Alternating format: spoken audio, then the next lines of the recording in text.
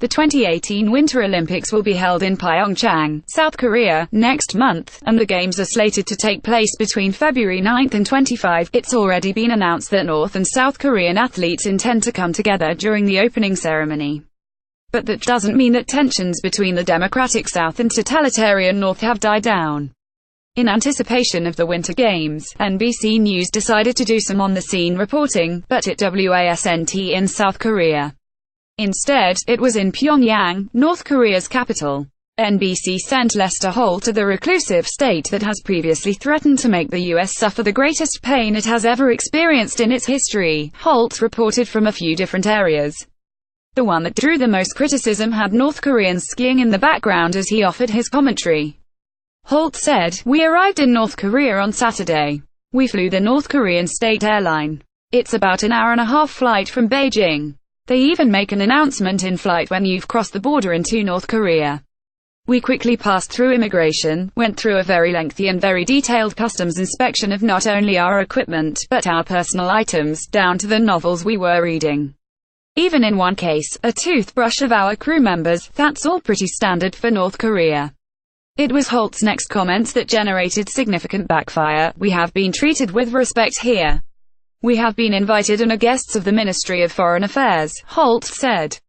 "We stayed in a guest house outside Pyongyang last night and then made our way to this ski resort to get a look at a part of North Korea that most Americans don't see.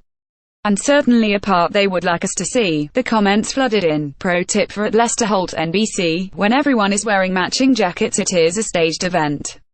https://t.co/teachjk Richard Grenell @Richard Grenell January 22, 2018. @Lester Holt NBC continues at Mitchell reports tradition of assisting dictators in their propaganda needs. pic.twitter.com/dfxvu7ug The Reagan Battalion @Reagan Battalion January 23, 2018. Sure is nice of NBC to help North Korea rehab their image from beating and torturing an American citizen to death. Hope Otto Warmbier's family is watching. https://t.co/x9chfgq6u Stephen Miller @Redstees January 23, 2018. Nice counterpoint to the puff reports from Lester Holt, who's currently in NK.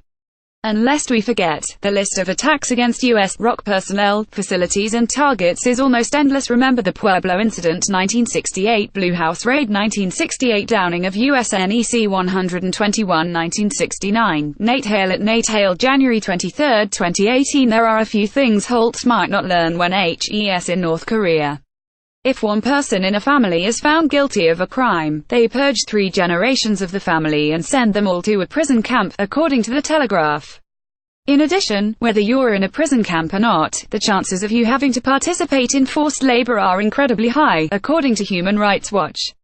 Considering how vicious and brutal the North Korea regime is, Holt should probably re-evaluate his style of reporting during his trip. SNL sketch falls apart as actors break character to complain about President Trump.